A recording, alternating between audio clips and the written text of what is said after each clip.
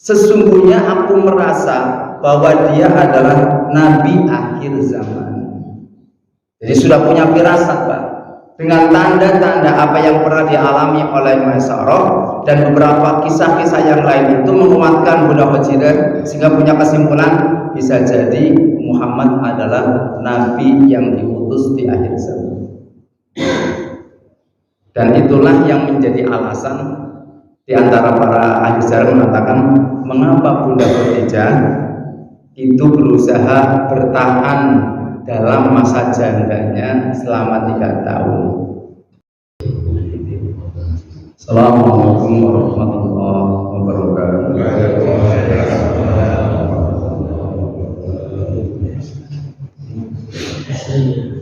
Alhamdulillah, wassalatu wassalamu ala rasulillah wa ala alihi wa ashabihi wa mawala. La hawla wa la quwwata illa billah. Rabbi shrah li sadri wa yassir li amri wa hlul 'uqdatam min lisani yafqahu qawli. Amma ba'd, qala Allah ta'ala fil Qur'anil Karim, a'udzu billahi samii'il 'aliim minasy syaithaanir rajiim. Bismillahirrahmanirrahim. Ya ayyuhalladzina amanu taqullaha haqqa tuqatih wa la tamutunna illa wa antum muslimun. Shadaqallahul 'azim.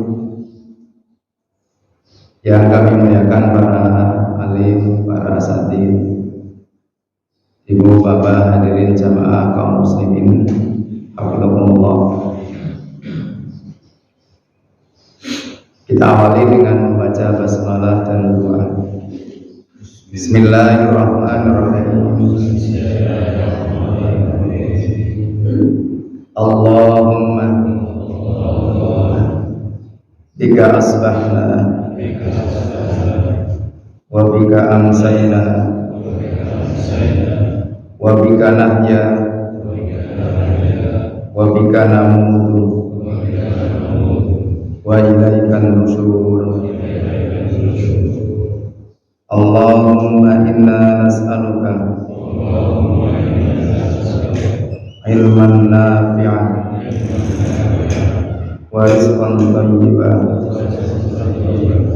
wa amalan mutaqabbalan. Allahumma arinal haqqan haqqan warzuqna ittiba'ah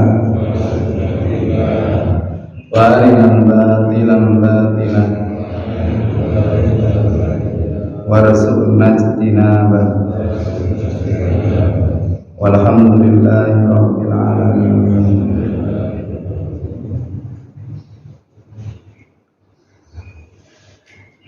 Hadirin kaum muslimin, hafizakumullah. Puji syukur kita panjatkan pada Allah Subhanahu wa taala dengan segala limpahan nikmat yang Allah berikan, dan mudah-mudahan Allah senantiasa membantu kita, menolongnya, dan memberi kekuatan agar kita mampu mensyukuri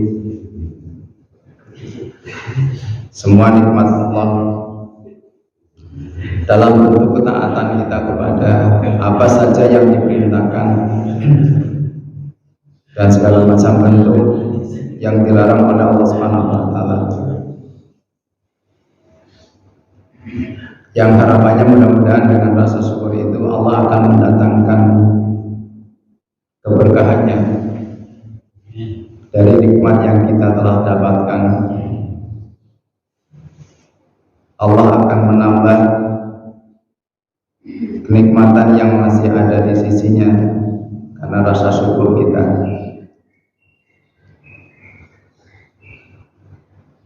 Salawat dan salam semoga Allah limpahkan pada uswatul hasanah Rasulullah Sallallahu Alaihi Wasallam, keluarga, sahabat, dan para pengikutnya yang istiqomah ila yaumil akhir. Hadirin kaum muslimin, hafizakumullah.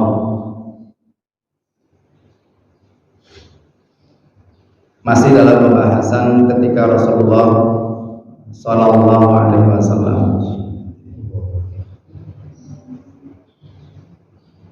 adalah ketika Rasulullah membawa dagangan Bunda Khadijah alaihissalam kan mendapatkan amanah, mendapatkan kepercayaan, meskipun telah sama-sama kita ketahui bahwa Rasulullah mampu mengelola, menjual, bahkan memanfaatkan kesempatan dari apa yang diamanatkan oleh Bunda Khadijah sehingga mendapatkan keuntungan yang sangat besar. Jadi kalau bisa katakan keuntungannya bukan saja apa yang dimodali atau yang diamanatkan oleh Bunda Khadijah. Bahkan ada sebuah riwayat sebelum sampai kepada pusat perdagangan, dagangan Rasulullah lebih cepat habis dibandingkan kafilah dagang yang lain. Hadirin rahimakumullah, dan saat Rasulullah membawa dagangan yang diamanahkan oleh Bunda Khadijah, Bunda Khadijah itu mengutus salah satu di antara orang kepercayaannya untuk menemani Rasulullah Shallallahu Alaihi Wasallam. Ada yang tahu namanya, Pak? Iya, namanya Maisarah. Maisarah itu laki-laki apa perempuan? Bener nih, panjang. Di sini ada namanya Maisarah laki-laki. Ada kan? Jadi Maisarah yang memang menjadi delegasi Bunda Khadijah untuk menemani ketika Rasulullah berdagang itu laki-laki, Pak. Jadi tidak usah heran kalau nanti di masyarakat sini ada yang namanya Maisarah, itu ternyata laki-laki. Hadirin rahimakumullah, selama perdagangan itulah kemudian bukan saja Rasulullah mampu menghadirkan keuntungan yang besar dari apa yang kemudian telah diberikan kepada beliau, tetapi ada sebuah, kalau bahasanya asesmen gitu ya, sebuah pengalaman spiritual yang dialami oleh Maisarah selama menemani Rasulullah berdagang. Jadi ada pengalaman-pengalaman yang kemudian semakin meyakinkan siapakah sebenarnya ini Muhammad, kalau bahasanya seperti itu. Siapa sebenarnya beliau itu? Di antaranya hadirin pengalaman yang dialami oleh Maisarah ketika menemani bersama Rasulullah untuk berdagang itu. Maisarah itu mendapati bahwa ada awan yang senantiasa menaungi Rasulullah SAW selama dalam perjalanan. Kita tahu hadirin rahimahumullah, ketika masyarakat itu berdagang, khususnya di musim panas, maka arah perdagangannya itu ke negeri Syam. Nah, ketika suasana panas itu kan panjenengan tahulah, terutama yang sudah pernah ziarah gitu, bagaimana panasnya, berapa derajat kemudian. Maka dijumpai oleh Maisarah bahwa kok sepertinya ada awan yang senantiasa mengikuti dan menaungi tubuh Rasulullah sehingga tidak sampai kemudian kena panas. Lantas untuk meyakinkan, Maisarah mengajak Rasulullah lomba lari untuk memastikan ini benar memang awan itu menaungi atau secara kebetulan. Akhirnya kemudian mengajak kepada Rasulullah, kemudian mengatakan, ya Muhammad, maukah kita lomba lari? Lomba lari untuk memastikan lomba apa? Dan betul, selama perlombaan lari itu antara Rasulullah SAW dan Maisarah,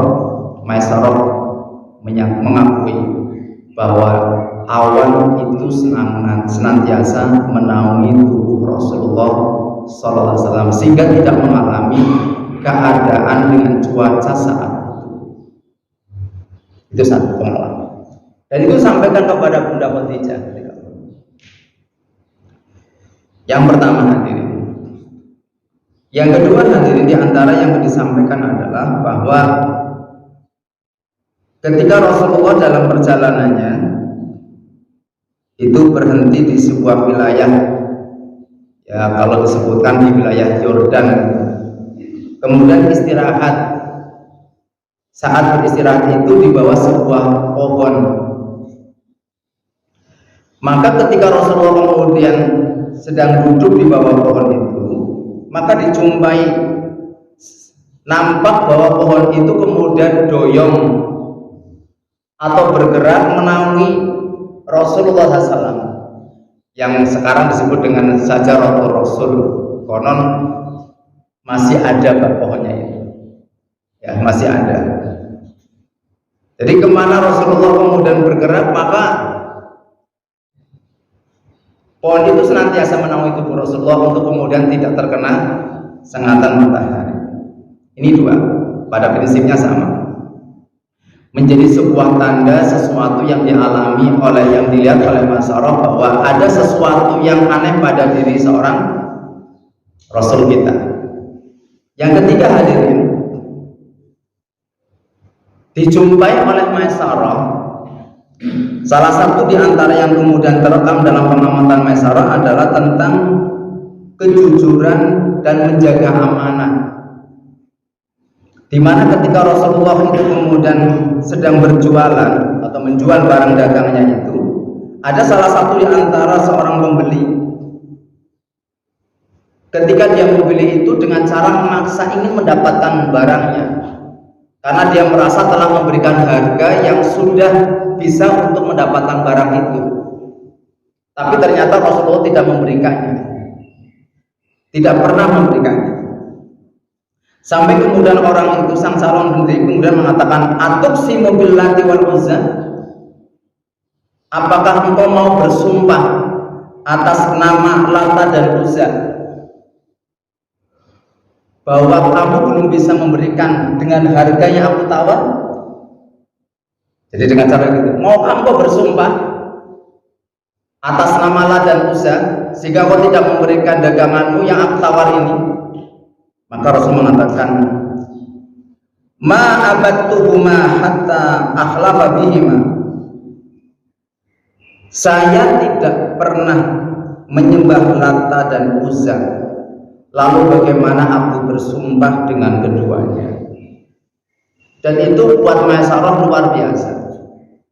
Kalau bahasanya hadirin, kalau bahasanya kan sudah ya mungkin bahasa gini, ini apa ya, pernyataan saya pribadi, kan sudah banyak yang terjual, sudah banyak keuntungan kayak gitu, sudah banyak keuntungan. Kalau misalnya lah hitung-hitung daripada ngapot-ngapoti, saya sudah menjual katakanlah bawa dagangan 100 biji, sudah terjual katakanlah misalnya 97, tinggal 3 potong, tapi dan sudah mendapatkan keuntungan banyak. Tapi yang 3 potong ini saya jual di bawah harga yang ditentukan oleh bosnya. Boleh apa tidak? Kalau ukuran kita boleh apa enggak, Pak?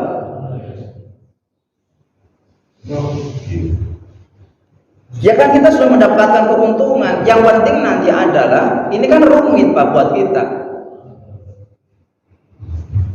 Kalau betul nanti tetap yang dibayarkan kepada bosnya adalah jumlah 100 potong, tapi masalahnya adalah amanahnya 100 dengan harga standar sekian. Karena merasa sudah dijual 97, tinggal 3, daripada kemudian ngapot-ngapoti, jual sajalah di bawah harga yang telah tentukan. Boleh apa enggak? Menurut kita boleh, tapi itu menyalahi amanah.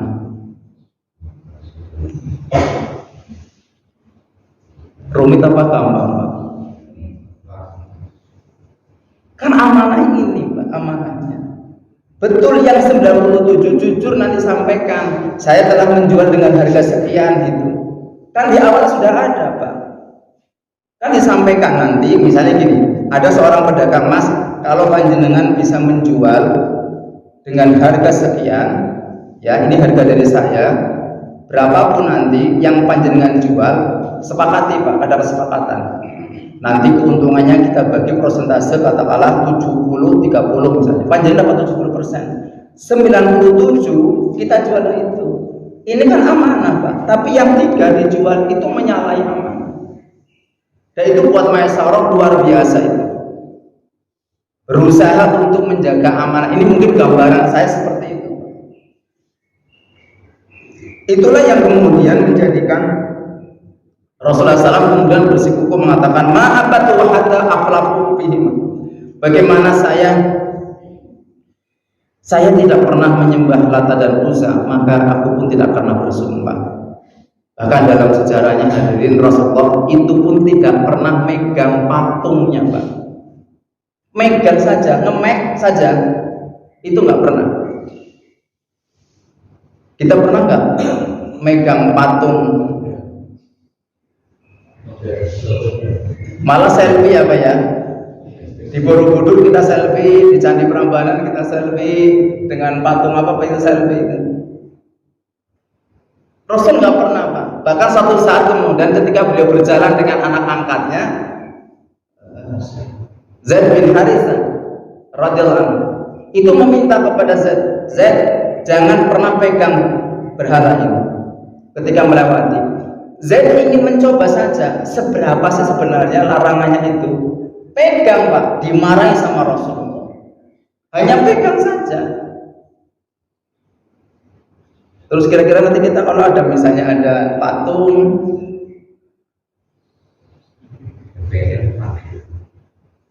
hadirin rahimahullah, itulah diantara beberapa pengalaman yang dialami oleh Maesarok selama kemudian berdagang dengan Rasulullah SAW. Maka bisa dikatakan hadirin, inilah hasil yang nanti pada akhirnya Bunda Khadijah itu bisa mengukur siapa sebenarnya Muhammad Rasulullah SAW. Kalau bahasanya itu apa yang menjadi sebuah cerita pengalaman Maesarok itu cukup membuat sebuah keyakinan. Bahkan dalam sebuah kali mengatakan, sesungguhnya aku merasa bahwa dia adalah Nabi akhir zaman. Jadi sudah punya firasat Pak, dengan tanda-tanda apa yang pernah dialami oleh Maesarok dan beberapa kisah-kisah yang lain itu menguatkan Bunda Khadijah sehingga punya kesimpulan bisa jadi Muhammad adalah Nabi yang diutus di akhir zaman. Dan itulah yang menjadi alasan di antara para ahli sejarah mengatakan mengapa Bunda Khadijah itu berusaha bertahan dalam masa jandanya selama 3 tahun. Jadi bertahan Pak, bertahan itu artinya sesungguhnya setelah kemudian para suaminya itu telah meninggal dunia, itu banyak laki-laki yang terhormat, para bangsawan Mekah itu yang datang ingin melamar. Satu diantaranya Abu Jahal. Jadi tahu ya nanti ya kenapa Abu Jahal memusuhi Rasulullah SAW dalam dakwahnya, karena ternyata cintanya pernah ditolak. Oh, boleh ya. Walaupun yang diungkapkan bukan itu saja, tapi sejarah mencatat hadirin, sejarah mencatat bahwa Abu Jahal itu pernah melamar Bunda Khadijah dan ditolak Pak. Salah satu penolakannya tadi, di antaranya adalah kisah yang dibawa oleh Maesarok selama perdagangan itu. Yang kedua adalah diungkapkan bahwa ketika ada wanita-wanita terhormat di Mekah itu sedang berkumpul, maka tiba-tiba datang seorang pendeta Yahudi itu menyampaikan, berseru mengatakan, sesungguhnya di daerah kalian, di negeri kalian akan datang seorang laki-laki yang diutus menjadi seorang nabi. Jika kalian mau, maka menikahkan dengan dia. Bagi wanita bangsawan itu penghinaan Pak, penghinaan. Lantas kemudian sebagian besar, hampir semuanya itu ngambil batu melempari Yahudi itu sebagai bentuk merasa kecewa karena dihina itu, kecuali Bunda Khadijah. Jadi Bunda Khadijah tidak ikut ambil bagian yang kemudian melempari Yahudi ketika memberikan isyarat bahwa akan datang calon nabi akhir zaman itu di negeri kalian. Maka jika kalian mau, menikahlah dengan dia. Hadirin rahimakumullah, bahkan dalam sebuah riwayat lain kemudian Bunda Khadijah itu pernah bermimpi memegang bulan purnama. Jadi salah satu di antara tanda para wanita yang akan menikah dengan seorang nabi itu adalah bermimpi dia bisa mendapatkan atau memegang bulan purnama. Tapi kalau wanita sekarang mendapatkan itu namanya ngelindur. Itu setan. Kok saya mimpi kayak dapat bulan purnama ya? Apa kan dibojo presiden ngawur mani gue. Ya. Betul hadirin rahimakumullah. Dan itu kejadian itu berulang, Pak. Sama seperti istrinya Rasulullah yang namanya Sofia. Sofia itu ketika belum menjadi seorang istri, kan orang Yahudi, Pak. Orang Yahudi. Sofia. Lantas kemudian dia menceritakan sebelum peperangan itu kepada suaminya, sesungguhnya aku semalam bermimpi mendapatkan bulan purnama. Oleh suaminya langsung ditampar, Pak. Karena tahu berarti engkau akan menikah dengan seorang nabi. Makanya kemudian begitu kemudian bapaknya kemudian tertangkap, kemudian lantas suaminya juga mati, kemudian ditangkap oleh kaum muslimin, dimerdekakan dan dinikahi oleh Rasulullah sebagai seorang ummul mukminin. Hadirin rahimakumullah. Dari perjalanan itulah kemudian kita bisa mendapati pelajaran bahwa ada beberapa hal hadirin yang bisa kita ambil pelajaran itu. Yang pertama bahwa Bunda Khadijah itu seperti mendapatkan sebuah gambaran tentang siapa sebenarnya Rasulullah SAW. Kalau mungkin dia bukan dalam rangka itu, Pak. Tapi yang namanya orang itu bisa diuji. Itu salah satunya adalah menguji kebaikan seseorang itu ketika dalam safar. Jadi kebaikan saya, kebaikan kita itu semuanya, panjenengan, itu akan dilihat oleh orang sesungguhnya ketika safar, Pak. Safar yang sampai bermalam gitu. Apalagi ini perjalanannya bukan sehari, Pak. Ini berbulan-bulan. Lalu kita saja pelesir bareng, semangatnya bareng ya, Pak. Kemana misalnya? Ke Jogja, Malioboro. Namanya orang belum diberi kesempatan. Misalnya kami persilakan kepada Bapak Ibu untuk silakan memanfaatkan waktu selama berapa yang disepakati. Pirang jam sadelaten, 3 jam kesuwen gitu. Akhirnya berangkat ya, Pak. Kesepakatan 2 jam. Begitu 2 jam hadirin gitu ya. Ternyata belum pada datang, Pak. Ada orang yang on time. Ada yang kemudian sengaja lah, enggak wis lah, palingnya ngenteni 10 menit lumrah. Ana sih mau pompe 10 menit bisa, kemungkinan apa manis setengah jam. Terus begitu. Kira-kira yang nunggu awal apa maning ketua panitianya, Pak. Kira-kira bongbong nopo cengkeh. Wong kira-kira ditakoni api apa diganyami. Itu kan contoh. Jadi muncul karakter sesungguhnya itu siapa kita itu ketika safar, Pak. Kalau kita dalam kehidupan sehari-hari ya, dan hari-hari saya ketemu dengan tetangga, dengan masyarakat panjenengan itu biasa rasanya, kenampaknya jadi orang baik. Tapi kalau sudah ada momentum ketika safar, itu akan keluar sifat aslinya. Hadirin rahimakumullah. Ada sebuah hadis yang disampaikan oleh Rasulullah SAW sekaligus menjadi renungan buat kita, Pak. Riwayat hadis Bukhari dan Imam Muslim, di mana Rasulullah SAW mengatakan as-safaru qit'atun minal adab yamna'u ahadukum ta'amahu wa syarabahu wa naumahu fa idza qada nahmatahu falyu'ajjil ila ahli. Ini kata Rasul.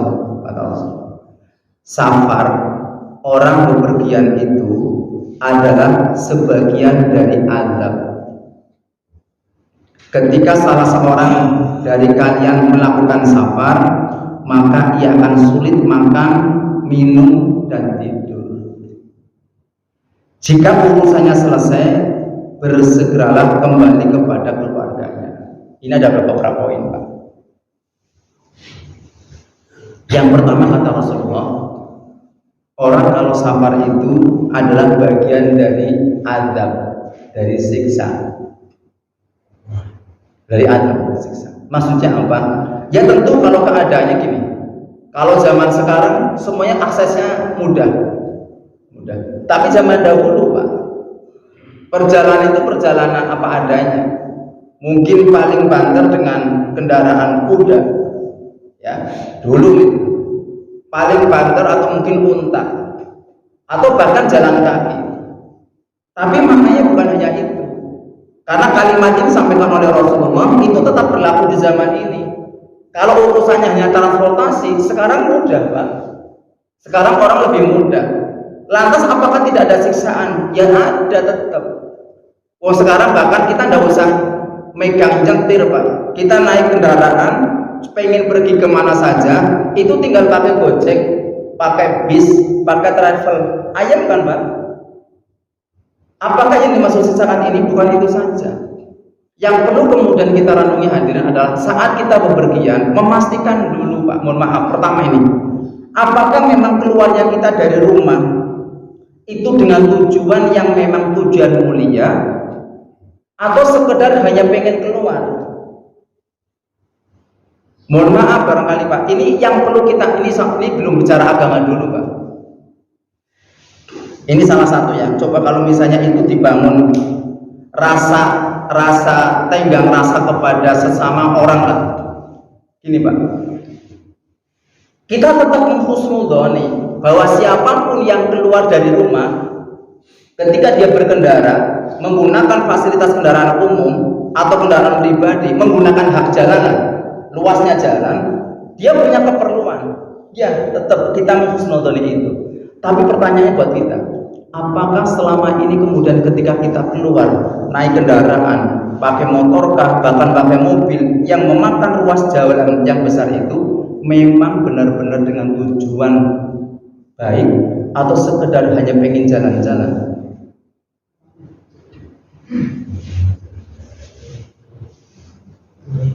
Coba, ada nggak pemikiran bagaimana saya hari ini sebetulnya, tapi kata pikir-pikir, kalau saya nggak usah pakai mobil, cukup pakai motor. Alasannya apa? Biar mengurangi kemacetan. Ada nggak pemikiran kayak gitu? Harusnya begitu ya, Pak ya? Iya. Orang harus berpikir begitu, Pak. Kira-kira kalau saya pergi ini, saya memang perginya, tapi ini kepergian saya, kepergian penting apa enggak ya? Oh penting, baik. Disurasani, Pak, kalau bahasa gitu. Iyalah, kalaupun ini penting, saya lebih baik pakai motor atau pakai mobil.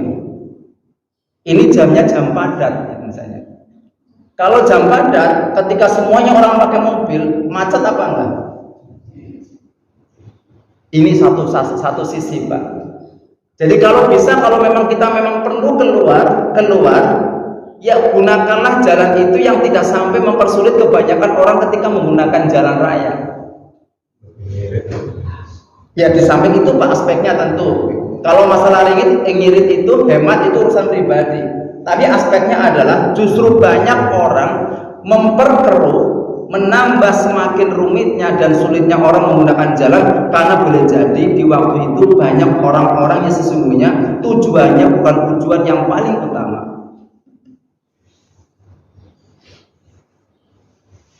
Misal, Pak, contoh saya saja ngomong misalnya, nanti istri bilang, nanti makan mau apa ya, lauknya apa? Ya ayam goreng lah. Lah ayam goreng kan di dekat rumah saya itu kan banyak kok.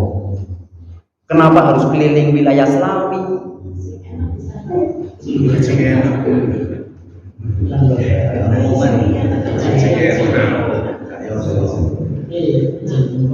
Itu ya satu contoh saja, Pak. Oh, enak dan tidak enak itu ketika di mulut lah. Begitu masuk telaknya berbahaya, Bu. Ya itu contoh-contoh saja, Pak ya. Satu contoh saja. Jadi aspek itu pun memang kadang-kadang itu. Jadi silahkan, memang kita tidak akan membatasi itu wilayah pribadi, tapi untuk mencoba untuk saya pergi ini kepentingannya mendesak apa enggak, darurat apa, apakah harus hari ini, apakah harus dipaksakan di jam sore ketika lalu lintas padat, apakah tidak bisa disiasati nanti ketika suasana lebih lengkap.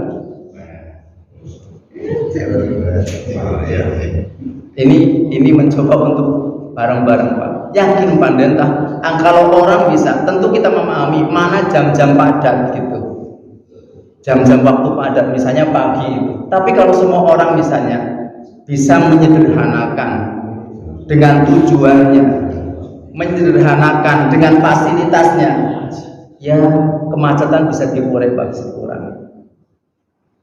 Ya kalau pergi berdua lah, maksimal 3. Kenapa tidak cukup dengan motor misalnya gitu ya, Pak? Bukan berarti kemudian dengan motor, Mas Mani cukup sama motor, ya ada juga siapa, tapi terukur lah gitu ya. Kembalinya kepada kita masing-masing. Oh iya, musim hujan, nah itu lain lagi Bu nanti ya. Musim hujan, panas terik itu lain ya, itu nanti. Baik hadirin rahimahullah, ini satu-satu aja lah untuk mencoba. Nah, tetapi yang kemudian paling penting adalah bahwa harus kita akui hadirin, saat kita melakukan safar disadari atau tidak, lebih-lebih bagi panjenengan yang sudah terbiasa melakukan amal soleh, maka banyak sekali kita itu meninggalkan peluang untuk melakukan amal soleh, Pak. Contoh, ngapunten, misalnya panjenengan kalau hari-hari biasa di rumah baca subuh itu baca Quran, ya kan Pak? Baca maghrib baca Al-Quran, bahkan biasa membaca zikir. Begitu plesir bareng, ngapunten, begitu salat subuh kira-kira zikirnya cepet apa enggak? Oh, jangankan zikir, doa saja sebentar bahkan tidak dilakukan. Baca Quran apa enggak? Ngobrol. Itu realitas. Jadi mengurangi banyak kesempatan kita beramal soleh, dan potensinya adalah orang itu bisa berpotensi melakukan kemaksiatan. Ya, melakukan kemaksiatan. Makanya kalau pergi jangan sendirian, Pak. Aja mudah gampang luru batin mengandalan aja. Ini salah satu contoh. Rasulullah itu pergi itu pertama dulu di usia 12 ikut pamannya. Saat dagang ada kepercayaan, bukan masalah kemudian masalah tidak percaya. Jadi pergi bersama. Rasul kalau pergi misalnya apalagi sekian hari bermalam itu mesti bawa istrinya, Pak. Nah sampeyan ku gagah temen diklat sekian bulan dewekan. Sekuat apa panjenengan?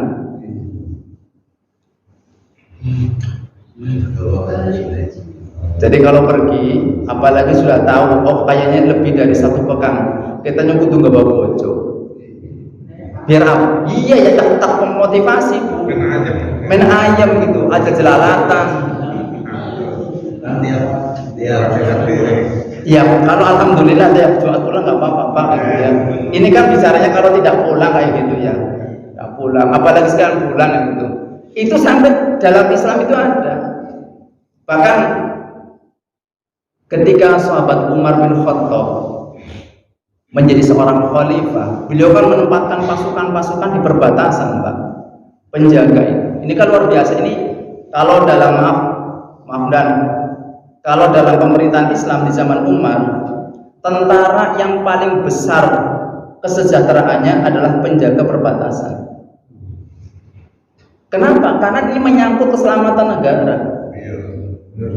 Dia bang betul. Itu harus bukan malah tambah nelangsa. Saya pernah mendapatkan informasi tambah nelangsa, kadang mangan, kadang ngorok kayak gitu. Apalagi di wilayah konflik itu. Itu kalau dalam Islam itu.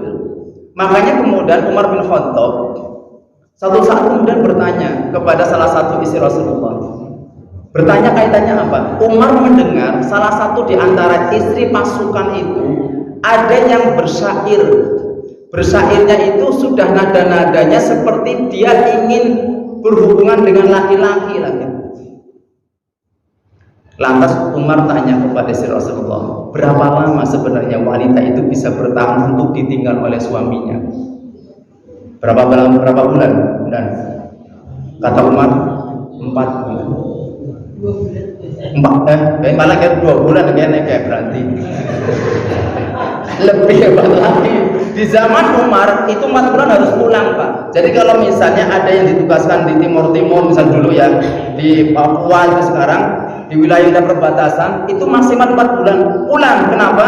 Yang di rumah lah itu terserah nasib misalnya kan apes namanya. Ini kan kalau pemerintahnya tahu tentang itu, sehingga tidak sampai terjadi perselingkuhan. Waliyadzubillah, Pak. Kan banyak terjadi itu. Banyak sekali suami yang bertugas di sana juga menderita, Bu. Para laki-laki yang kemudian bertugas itu kemudian dijauhkan oleh istrinya menderita. Sama menderitanya seorang istri dalam penantian. Kalau nggak kuat imannya, anak sing mampir repot. Supir ya. Islam sampai maka sejak itu Umar memberlakukan setiap 4 bulan sekali pasukan yang ditempatkan di perbatasan itu harus ditukar. Tolong dipesankan anak itu, Pak, sama komandan di Kapolda atau siapalah ya. Sampaikan para jenderal, sampaikan itu perbatasan harus minimal 4 bulan. Kasihan, malah di sini usulannya 2 bulan. Jangan lama-lama. Baik hadirin, tentu yang lain adalah aktivitas seperti orang kalau safar jelas, Pak. Apalagi di kendaraan. Dulu berjalannya pakai onta, jauh gitu. Sekarang saja misalnya, mana ada misalnya gini fasilitas, bahkan sekarang pun misalnya hatta pakai kereta api, yang mungkin mending kursinya yang VIP mungkin pakai bis, tapi juga punya keterbatasan, makan minum juga nggak enak, tidur juga nggak enak gitu. Dan ini pesan Rasulullah, ini kata Rasulullah, fa'idha qadha nahmadahu, jika urusannya telah selesai, fal yu'ajjil ila ahli, maka segeralah kembali kepada keluarganya. Ini pesannya saya panjenengan, Pak, buat laki-laki. Hatta kita punya pekerjaan di kantor itu, harus waktunya balik, gajian balik. Gini apa mboten sibuk? Kepengine sing lanang anggar bisa baliknya pas tepat waktu, apa mau bengi-benginan baik. Dah wae. Kata Rasulullah, "Fal yu'ajjilna ahli, segera pulang." Aja ngobrol karo kancane, sudah waktunya habis, Pak.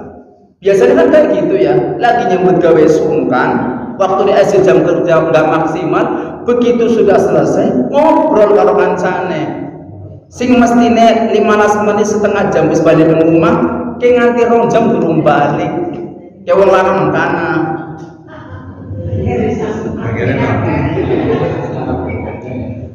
Hadirin rahmatullah.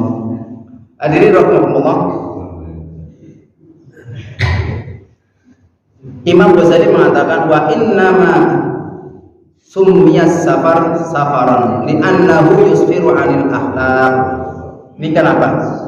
Sejatinya safar dinamakan dengan safar karena menyingkap tentang akhlak. Jadi kenapa safar ya perjalanan disebut dengan safar? Karena menyingkap akhlak, menyingkap sesuatu yang tersembunyi. Orang kalau pergian itu mesti akan mengeluarkan sesuatu yang sesungguhnya. Contoh misalnya, wong kejane pilot apa roman, wong katon, Pak, angger mangan pasti bayarnya sapa ya. Sampai ada guyonan di YouTube, angger ana gambar lanang wadon mangan terus sing bayari sing lanang, berarti ke pacare. Sing bayar pacare, Pak. Tapi angger terus sing bayar lanange, terus kemudian mainnya samu, berarti pacar om-om. Tapi anggaran lanang wadon mangan sing bayar sing wadone, apa berarti suami istri. Jadi anggar mangan mesti sing bayar sama Pak Haji. Sing wadon apa panjenengan? Masya Allah. Pak Haji itu berarti. Tergantung sekejap nah. Jadi kenapa titenan Pak anggar mangan lanang wadon yang lanang sampai lanang wadon mangan bareng terus sing bayar biasanya sing wadon, berarti itu memang suami istri kayak gitu. Anggar sing bayar mana? Bikin pacar ya gitu. Allah alam bisa. Mohon maaf mohon maaf dengan segala kekurangannya gitu ya. Jadi pada intinya gini hadirin, salah satu di antara yang kemudian didapatkan oleh Bunda Khadijah adalah beliau bisa mendapatkan sebuah kesimpulan betapa mulianya akhlak Rasulullah, dan itu teruji dalam urusan ketika safar, waktunya lama, dan yang kedua harta tentu.